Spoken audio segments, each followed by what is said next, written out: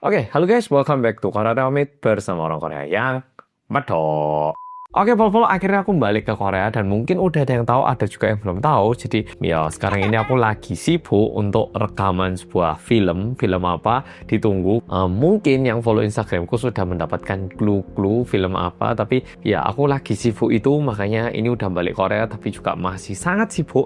Nah, pokoknya akhirnya aku kembali ke tempat rekamanku asli dengan lighting yang lebih proper dan bisa menyampaikan cerita Swindler yang lebih menarik lagi.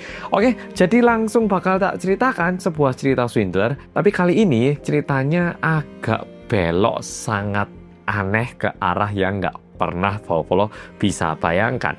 Dan aku ngerti banyak banget Polo yang juga mikir, Mas, kok iso sih cerita Swindler itu mesti ada detektif swastanya.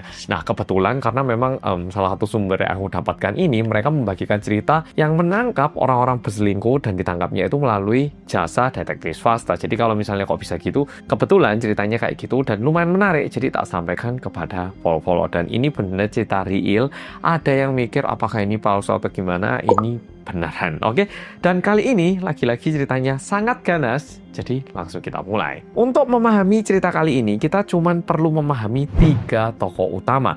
Nah, 3 tokoh utama kali ini merupakan anggota keluarga dari satu keluarga, papa, mama, dan anak putrinya. Dan untuk mempermudah pemahaman, tak kasih nama. Bapaknya kita namai Sang-hyuk, mamanya kita namai Nari, sedangkan putrinya kita namai Seri. Nah, sebenarnya pengen tak namain nama-nama Indonesia, tapi kalau dinamai Indonesia ada komen yang bilang kesannya kayak terlalu Indonesia. Jadi tetap biar ada kesan Koreanya, tak kasih nama Korea. Nah, Bapak Sang-hyuk ini memiliki sebuah perusahaan konstruksi ataupun kayak real estate dan dia lumayan menghasilkan. Tapi bisnisnya ini berlokasi di daerah Gangwon-do. Gangwon-do ini mana? Merupakan provinsi yang paling dekat sama Korea Utara dan lumayan jauh dari Seoul. Permasalahannya ataupun bisa dibilang berkatnya, anaknya Bapak Sang-hyuk yang bernama Seri ini ternyata lumayan suka belajar dan dia lumayan berprestasi. Bahkan saking berprestasinya, dia ini sepertinya bisa masuk Universitas Seoul ataupun Seoul National University yang bisa dibilang setingkat sama Universitas Indonesia. Pokoknya universitas terbagus di Korea gitu. Nah, karena Seri ini pintar, tentunya Bapak Sang-hyuk dan juga istrinya Ibu Nari ini tertarik untuk memindahkan anaknya ke Seoul biar bisa dikirimkan ke kursus yang lebih bagus lagi dan juga ke sekolah yang lebih bagus lagi biar kemungkinan dia masuk ke Universitas Seoul itu lebih tinggi lagi. Nah, tapi seperti yang udah aku sampaikan tadi, karena bisnisnya ini berada di Gangwon-do, bapaknya ini memutuskan untuk tetap tinggal di provinsi Gangwon, sedangkan istri dan anak putrinya pindah ke Seoul, lebih tepatnya ke distrik Gangnam yang sangat kompetitif. Nah, kenapa orang-orang pindah ke Gangnam? Karena kursus-kursus yang bagus, tempat les-lesan yang bagus itu biasanya ada di situ semua. Dan ceritanya ini baru mulai saat istri dan anaknya pindah ke Seoul. Nah, awal mulanya saat Ibu Nari dan Seri ini pindah ke Seoul, awalnya Seri ini lumayan stres karena dia ini di masa SMA. Enak-enaknya bersama dengan teman-teman kamu juga prestasi. Tapi karena kamu pintar, kamu disuruh pindah ke sekolah lain lagi. Kamu sama sekali nggak punya teman, disuruh belajar. Tapi di sini teman-teman lainnya jauh lebih pintar dibandingkan teman-teman sebelumnya. Jadi sebelumnya kamu itu mesti juara 1, kamu merasa ada kayak sebuah reward dari hasil belajar. Di sini kamu belajar mati-matian pun nggak bisa juara 1. Udah gitu temennya itu udah ganti semua, sehingga harus nyari teman baru, tapi juga harus belajar lebih giat lagi. Ditambah lagi papanya nggak ada di rumah karena mereka udah terpisah.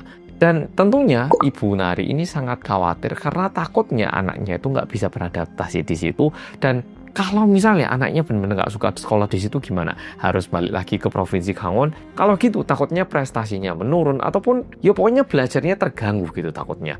Tapi untungnya 1 bulan setelah itu Seri ini terkesan sudah lumayan beradaptasi, bahkan mulai punya teman sendiri. Nah, mamanya tahu kalau Seri ini udah beradaptasi itu dari mana. Dulunya Seri itu selalu diantar sama mamanya, tapi setelah 1 bulan Seri ini mulai bilang, nggak mau diantar, aku tak berangkat sama teman-temanku sendiri. Jadi di satu sisi mamanya ngerasa, duh, ini anakku udah nggak mau diantar mama. Tapi di satu sisi lainnya mamanya juga ngerasa, Duh, untung deh anakku sekarang udah punya teman, anakku sekarang bisa bergaul sama teman-teman barunya di kota Seoul. Jadi setelah 1 bulan mamanya ini mulai merasa nyaman dan mulai merasa tenang karena anaknya ini terkesan mulai beradaptasi. Tapi mulai bulan kedua, mamanya itu mulai agak khawatir karena Seri itu mulai agak nakal. Nakalnya gimana? Tiba-tiba dilihat tuh dia kayak mulai punya tato. Dilihat dia itu mulai nggak terlalu rajin belajar lagi. Dilihat anaknya ini sekarang mulai tidak sopan sama mamanya. Tapi yo kan bisa jadi itu pergaulan baru atau gimana, sehingga mamanya pun sangat berhati-hati dalam memarahi si Seri ini. Seri, kamu kok setelah pindah ke Seoul sekarang agak berubah gimana? Seri langsung, Mama nggak usah kayak gitu. Waduh. Mama kan nggak pernah peduli sama aku. Wah, Seri ini tiba-tiba mulai kayak sangat memberontak dan terkesan tidak mau mendengarkan mamanya. Jadi mamanya ini bingung apakah karena pindah ke Seoul atau dia ini karena memasuki usia remaja sehingga mulai agak labil. Mamanya itu juga agak bingung sehingga agak berhati-hati dalam menghadapi putrinya ini. Jadi di bulan kedua mamanya agak bingung sambil ngaruk-ngaruk kepala, tapi ya kayaknya nggak apa-apa deh, jadi dibiarkan. Dan di bulan ketiga mamanya itu jadi benar-benar tahu kalau si Seri ini sebenarnya sudah tidak rajin belajar. Nah, taunya dari mana? Suatu hari Seri udah berangkat ke sekolah, bilangnya setelah pulang sekolah dia bakal ke les-lesan, ditelepon sama guru les-lesan sama guru sekolahnya. Bilang, "Bu, ini ada apa ya? Kok Seri sekarang sering membolos? Hari ini pun udah nggak datang ke tempat les-lesan. Uang les-lesan juga udah nunggak 2 bulan. Mamanya tiba-tiba mendapatkan kabar seperti ini. Dan di malam hari, mamanya langsung tanya ke Seri. Loh Seri, mama kok hari ini dapat telepon dari guru sekolah kamu sama guru tempat les-lesan. Katanya kamu kok sering bolos. Kamu beneran tak bolos? Sama uang les-lesan itu beneran tak kamu nggak bayar? Kan mama udah ngasih ke kamu setiap bulan. Itu kamu apakan?" Seri dengan sangat judes dia jawab, "Ya udah aku pakai, Ma. Mama ngapain sih mau ngurus urusanku? Mama kok mesti marahnya ke aku sih? Mama lo nggak berani marah ke papa, marahnya ke aku doang. Ah, mama ini pelampiasan." Nah, bilang kayak gitu. Dan masalahnya, keesokan harinya di saat mamanya itu keluar sebentar, Seri ini mencuri barang-barang mahal yang ada di rumah itu. Nah, barang-barang mahal yang ada di situ apa? Ya, tas branded mamanya, jam mahal mamanya. Pokoknya barang-barang mahal yang ada nilainya itu dicuri sama Seri sendiri dan dibawa lari. Dan tentunya di saat mamanya pulang ke rumah, mamanya kaget karena barang-barang yang mahal ini semuanya udah berantakan dan tidak ada di tempat. Nah, ini satu informasi penting buat pol-pol yang tertarik sama di Korea. Yo, ini pernah kejadian ke kakakku sendiri. Jadi kalau di Korea, misalnya kita kehilangan barang branded nih, entah itu HP ataupun tas mahal atau gimana, kita laporkan ke polisi. Polisinya itu benar-benar mencari di internet. Bahkan di website-website penjualan barang second pun itu dicari sama polisinya. Siapa tahu yang mencuri barang ini menjual barangnya di website ataupun di dunia online gitu. Nah, jadi mamanya sebenarnya bisa melaporkan putrinya ke kantor polisi dengan dugaan mencuri. Tapi namanya mama kan ya dia nggak mau mempermasalahkan anak putrinya ke masalah pidana ya toh. Sehingga mamanya mikir, ini gimana ya caranya aku mencari anakku tanpa melibatkan polisi. Kalau dilaporkan polisi enak, tapi takutnya nanti ini malah menjadi sebuah rekor kriminal ataupun menjadi jejak yang tidak bagus buat anak putrinya. Dan mamanya setelah dipikir-pikir memutuskan untuk meminta tolong bantuan detektif swasta lagi. Nah, kenapa minta bantuan detektif swasta? Karena kalau detektif swasta bakal dicarikan tapi tidak akan dilaporkan secara pidana. Nah, mamanya punya uang juga ya, atau istrinya yang punya perusahaan besar gitu. Nah, mamanya langsung pergi ke kantor detektif swasta, disampaikan kalau putrinya habis nyuri barang-barang. Detektif swasta yang mendapatkan tawaran seperti ini langsung mengiyakan dan di sore hari itu langsung nyoba nyari di dunia internet. Ada nggak orang yang mengupload barang-barang branded di dunia online? Dan ini bisa dibilang mudah dilacak karena barang yang dicuri kan pasti diketahui sama mamanya yaitu misalnya iPhone, MacBook, tas Chanel. Nah, coba cari ada nggak orang yang mencuri 3 barang ini. Dan kondisinya kan tahu, mamanya yang pakai. Oh, HP saya ada lecet di sini. Oh, tas Chanel saya ada lecet di sini. Nah, kayak ginian kan mamanya hafal. Dan ini semuanya disampaikan ke detektif swasta. Dan detektif swastanya pun nyariin. Dan setelah dicari, nggak terlalu lama setelah itu, detektif swasta berhasil menemukan satu akun yang jualannya persis dengan barang yang dicuri sama putrinya ini. Nah, untuk mencari tahu apakah ini putrinya, detektif swastanya menghubungi akun yang menjual barang ini dan bilang kalau mau beli. Dan belinya tentunya dengan cara COD, sehingga mereka janjian untuk ketemuan tanggal berapa, jam berapa.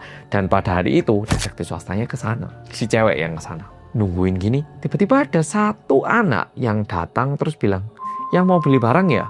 Tapi anak yang datang ini ternyata bukan anak perempuan alias Sherry, melainkan seorang anak laki-laki. Tentu ini merupakan skenario yang berbeda dengan skenario yang diharapkan sama detektif swasta. Detektif swasta berharap yang keluar serinya sendiri dan dijual langsung sama serinya. Tapi karena yang muncul anak laki-laki, ya mau nggak mau, detektif swastanya harus pura-pura beneran beli, dan setelah beli memutuskan untuk mengikuti pergerakan anak laki-laki ini.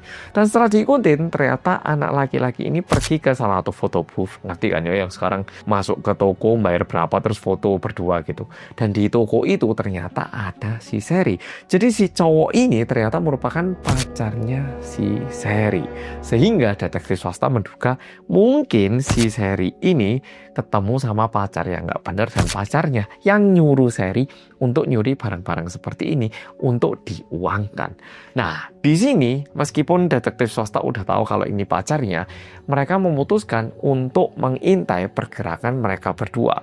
Loh, kenapa Mas diintai? Karena sebenarnya Sherry itu udah keluar dari rumah. Jadi setelah dia mencuri barang-barang ini, Sherry itu udah nggak pernah pulang lagi. Jadi setelah diikutin, detektif swasta akhirnya juga jadi tahu tempat mereka kumpul kebo. Dan ini merupakan usia di bawah SMA. Nggak tahu gimana caranya mereka menemukan kos-kosan. Tapi yang pasti mereka berdua tinggal di situ bersama. Nah, setelah detektif swastanya tahu tempat tinggal mereka berdua ini, langsung informasinya ini disampaikan kepada Ibu Nari. Dan karena Ibu Nari juga sangat stres dan sangat khawatir, dia juga bilang ke suaminya yaitu Pak Sangyok, biar bapaknya ini juga nemeni istrinya saat mendatangi putrinya yang hilang ini. Nah, setelah janjian, 3 hari setelah itu, Pak Sangyok, Ibu Nari, sama detektif swastanya pergi ke tempat itu. Diketok. Permisi. Ternyata dengan sangat lugu pintunya dibukakan. Dan setelah masuk ke tempat itu, ternyata betul Sherry itu tinggal berdua dengan seorang anak laki-laki yang juga terkesan merupakan seorang siswa SMA. Melihat itu, Ibu Nari langsung pingsan di tempat. Untungnya setelah kejadian ini, Sherry langsung putus sama pacarnya, dan setelah itu Sherry mulai menjadi anak yang baik lagi. Jadi kembali ke Sherry yang dulu, mulai rajin belajar, pergi ke les-lesan, mulai nggak aneh-aneh lagi. Jadi meskipun udah pernah mengakibatkan kekacauan balauan seperti itu, untungnya Sherry ini kembali lagi menjadi anak yang normal. Nah, di sini bisa dibilang kasusnya selesai, sehingga Pak Sangyok juga tenang, Ibu Nari juga tenang, dan Sherry juga tenang. Waktu berjalan lagi selama 3 bulan. Dan detektif swasta pun ngira kasusnya ini udah kelar, udah nggak ada masalah lagi. Tapi 1 bulan setelah itu, ada seorang laki-laki yang datang ke kantor detektif swasta itu. Dan yang kali ini datang adalah Pak Sangyok. Detektif swastanya bingung. Loh Pak, Bapak kan suaminya Ibu Nari yang sempat kita bantu. Ada apa Pak kembali ke sini? Kan kasusnya waktu itu udah selesai Pak. Apa ada masalah lain lagi Pak? Pak Sangyok membuka bicara, dan ini jujur membuat detektif swasta sangat kaget.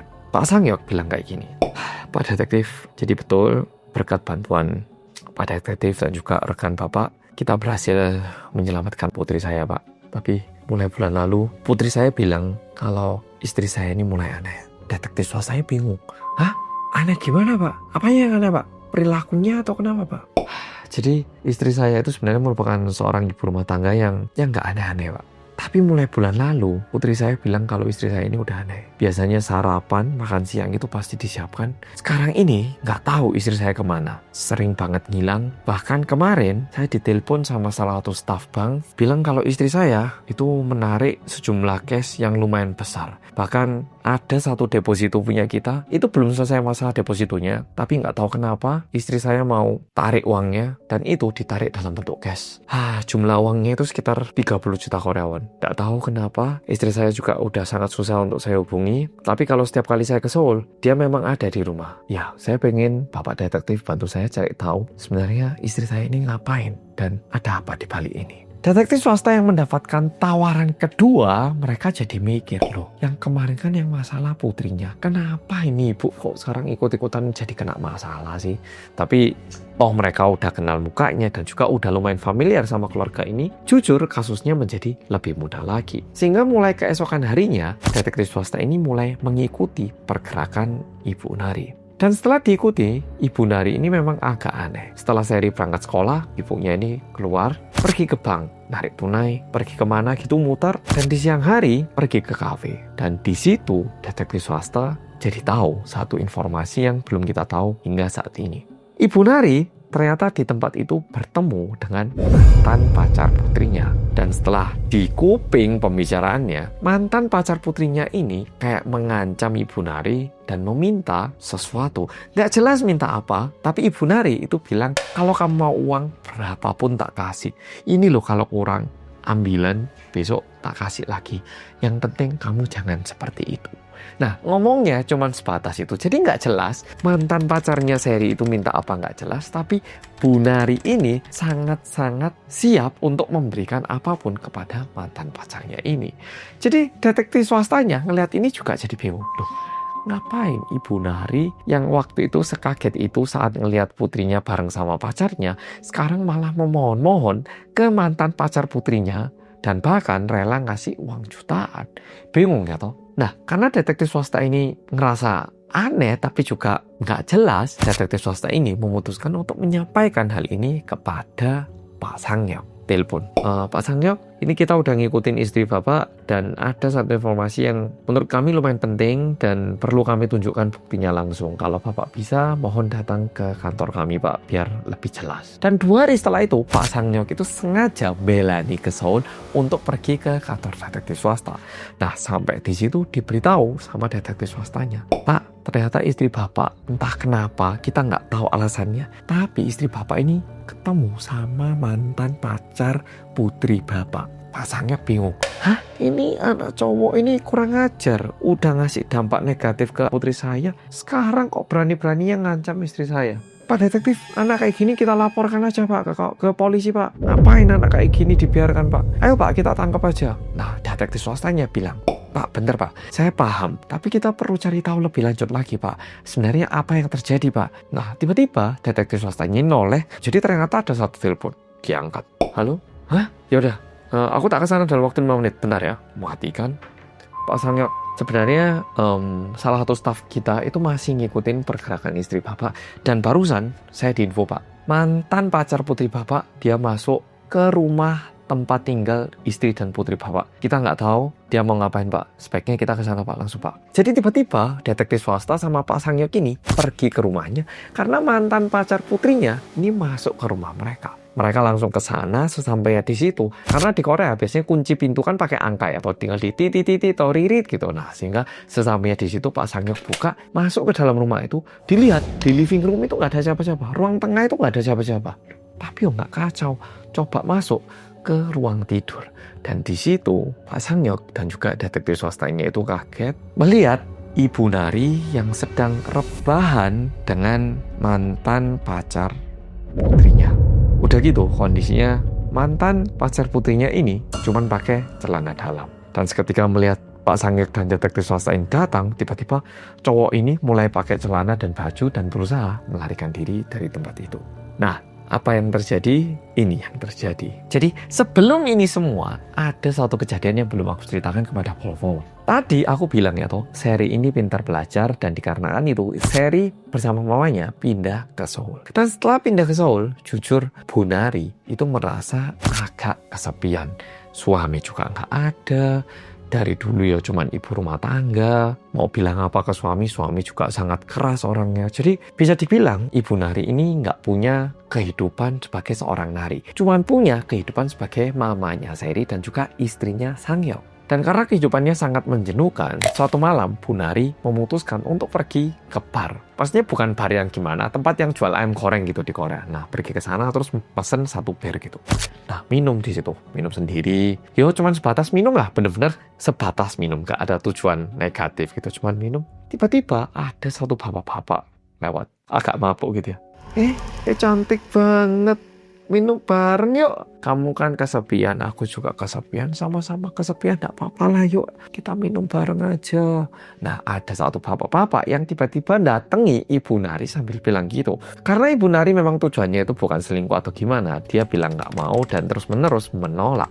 Tapi bapaknya ini maksa, dan kebetulan salah satu staf yang bekerja di tempat itu membantu Ibu Nari. Bilang, Pak, sepertinya Bapak udah lumayan mabuk, pulang aja Pak. Dan setelah stafnya bilang kayak gini, orang yang mabuk ini akhirnya mulai nggak terima dan mereka sempat adu badan. Sampai-sampai stafnya ini didorong sehingga sedikit cedera. Dan setelah ngelihat itu, baru bapak yang mabuk ini kayak, Oke, saya nggak jadi, saya pulang aja gitu. Karena kalau di Korea udah mencederai orang, itu manggil polisi, pasti bisa minta ganti rugi uang yang lumayan banyak. Jadi udah kondisi kayak gitu, bapaknya ini mengambil kesempatan untuk pulang daripada dipermasalahkan. Nah, karena staf yang bekerja ini sedikit cedera dan Ibu Nari ngerasa nggak enak, Ibu Nari bilang, aduh, masnya nggak apa-apa ta, nggak cedera. Aduh maaf ya, aduh gara-gara saya ini. Oh ini kebetulan saya ada salon pas, ini dipakai aja ya. Maaf banget, tapi makasih tadi udah dibantu. Nah, stafnya ini merupakan cowok muda dan sebenarnya ini merupakan cowok yang nantinya jadi pacar putrinya tadi. Nah, tapi dengarkan. Cowok ini nggak tahu dia ini cowok gatal atau gimana, bisa-bisanya dia itu mulai mendekatkan dirinya kepada Ibu Nari. Ibu Nari yang bisa dibilang sangat berterima kasih dan juga khawatir sama kondisinya stafnya ini, malah diginiin sama si cowok ini, sama si mantan pacar putrinya ini. Kita bilang aja si A ya. Jadi sebenarnya si A ini kan muda banget dibandingkan Ibu Nari ya toh. Seharusnya manggilnya ibu ya toh. Tapi entah kenapa si A ini malah bilang, tapi Nuna malah bilangnya tuh Nuna. Nuna itu biasanya ya nggak terlalu beda jauh. Tapi Nuna kayaknya nggak terlalu tua deh dibanding usia aku. Kalau Nuna benar-benar merasa nggak enak sama aku, setiap malam kalau Nuna mau pergi minum, jangan ke tempat lain, datang aja ke sini. Kalau Nuna benar-benar merasa berterima kasih ke aku, buktiin pakai itu. Nah, si A itu bilang kayak gitu. Dan karena Ibu Nari ini yang ngerasa nggak enak, akhirnya kalau misalnya Ibu Nari mencari kesempatan untuk minum, ya perginya ke sana. Tapi tujuannya itu benar-benar sebatas cuman pergi minum bir. Bukan untuk mendekatkan diri dengan si A ini. Tapi namanya manusia, pergi sekali, 2 kali, 3 kali, lama-lama lumayan akrab ya toh. Dan di pertemuan yang ketiga atau keempat, tiba-tiba si A ini nggak lagi bekerja di situ, malah duduk di meja yang sama terus bilang kayak gini, Kak Nari, kan Kak Nari udah kesini 3 hari 4 hari berturut-turut nih. Kali ini aku yang belikan, oke? Jadi entah kenapa si cowok ini sangat-sangat agresif kepada Ibu Nari. Dan di malam itu mereka minum lumayan banyak dan bahkan kebablasan hingga tidur bersama. Jadi hingga saat itu Ibu Nari itu nggak ngerti kalau cowok ini, si A ini merupakan seorang siswa SMA. Dan bahkan udah kebablasan hingga tidur bersama. Dan setelah kejadian itu, Ibu Nari itu tentunya sudah tidak mau lagi ada hubungan sama si A. Karena dia ngerti dia itu sebenarnya udah nikah dan tidak seharusnya tidur dengan cowok lain ya toh. Tapi si A itu terus-menerus mencari Ibu Nari. Dan karena nggak bisa ditemuin, si A ini memutuskan untuk menyusahkan hidupnya Ibu Nari hingga Ibu Nari mau bertemu sama dirinya, yaitu dengan cara macarin putrinya. Jadi si A ini mendekati putrinya Ibu Nari dengan tujuan biar bisa ketemu sama Ibu Nari. Dan setelah kejadian si A tinggal sama Seri ini, akhirnya di situ si A ini jadi punya lagi kontak ataupun nomor teleponnya Ibu Nari. Karena si A itu ngancam kayak gini, Kak Nari, kalau Kak Nari pingin aku nggak ganggu Seri, aku minta nomor HP Kak Nari. Nah, di situ akhirnya Ibu Nari ini mulai diancam sama si cowok ini. Jadi nggak tahu kenapa cowok yang masih berusia 17-18 tahun ini suka banget sama Ibu Nari dan dikit-dikit ditelepon. Ayo hari ini kita ketemuan. Kamu nggak mau? Kalau kamu nggak mau, kamu mau tak aku beritahu apa yang udah kita lakukan ke putri kamu sama suami kamu? Karena setelah kejadian sama si putrinya itu, sekarang kan mau Ibu Nari, Pak Sangyok, Seri, semuanya kan udah kenal si A ini ya toh. Dan kalau misalnya si A ini bilang ke putrinya ataupun ke suaminya, kalau dia pernah tidur sama Bu Nari, gimana? Bakal kacau balau ya toh. Sehingga mulai saat itu bisa dibilang Ibu Nari ini diseret-seret hidupnya sama si cowok ini, si A ini. Tapi di satu sisi Ibu Nari juga merupakan seorang perempuan ya toh. Bukannya aku mengindahkan ataupun membela Ibu Nari, tapi Ibu Nari pun merasa, wah, aku bisa dicintai sama cowok yang kayak gini. Belasan tahun terakhir ini loh, kayaknya aku nggak pernah dicintai sama suamiku ataupun seseorang segininya. Tapi tiba-tiba ada cowok muda yang suka sama aku sampai segini ya. Bahkan meskipun dia tahu aku punya anak putri pun dia masih pengen ketemu sama aku dan suka banget sama aku. Nah, sehingga mulai saat itu Ibu Nari sama si A ini mulai memiliki hubungan yang sangat toksik seperti yang aku ceritakan saat ini. Nah, ceritanya sampai di sini kita nggak tahu kelanjutannya seperti apa setelah itu karena sebenarnya tindakan Ibu Nari tidur dengan si A ini merupakan tindak pidana yang sangat keras karena si A ini merupakan cowok yang underage. Kita semua tahu ya, atau kalau misalnya seseorang tidur dengan seseorang yang underage itu merupakan sebuah hukum pidana yang lumayan keras dan tidak ada jalan keluarnya gitu. Jadi Ibu Nari pun selalu diancam-ancam pakai itu, tapi di satu sisi dia pun juga pingin gak pingin. Jadi kayak ngerti ini nggak boleh tapi manis dengan si A, nggak tahu kenapa dia malah menikmati hubungan-hubungan seperti ini. Nggak tahu itu fetishnya atau gimana, tapi yang pasti kejadiannya seperti ini. Dan diakibatkan ini tentunya yang paling shock adalah Bapak Sangyok dan juga putrinya, karena meskipun putrinya nggak tahu betul apa yang terjadi, tapi putrinya jadi tahu kalau ibunya pernah melakukan sesuatu yang sangat aneh. Oke, Volvo. Jadi video kali ini sampai di sini. Aku ngerti pasti Volvo mikir sih, mas ceritanya ini beneran atau enggak. Aku pun sambil bikin kontennya itu kayak, kok endingnya kayak gini nih, beneran apa yopo gitu. Ya, jadi cerita kali ini sampai di sini. Satu hal yang bisa tak sampaikan adalah setua-tuanya seorang istri ataupun seorang mama, pada dasarnya mereka merupakan seorang perempuan yang butuh dicintai. Jadi kita semua, mungkin bapak-bapak yang udah nikah, yo jangan lupa mencintai istri karena kasihan banget kalau dipikir. Jadi istri dan tugasnya hanya menjadi seorang ibu atau seorang istri. Tapi dasarnya seorang istri pun dulunya lahir sebagai seorang anak perempuan menjadi seorang gadis yang mau nikah dengan kita karena dicintai. Atau jadi bukan berarti membenarkan apa yang dilakukan sama si istri, tapi kita pun sebagai suami jangan lupa untuk memberikan cinta yang cukup kepada istri kita. Dan berharap hal ini tidak terjadi di rumah tangga kita semua. Oke, Volvo, makasih sudah nonton video kali ini dan sampai jumpa di video berikutnya. Dadah. Wah, ganas sih.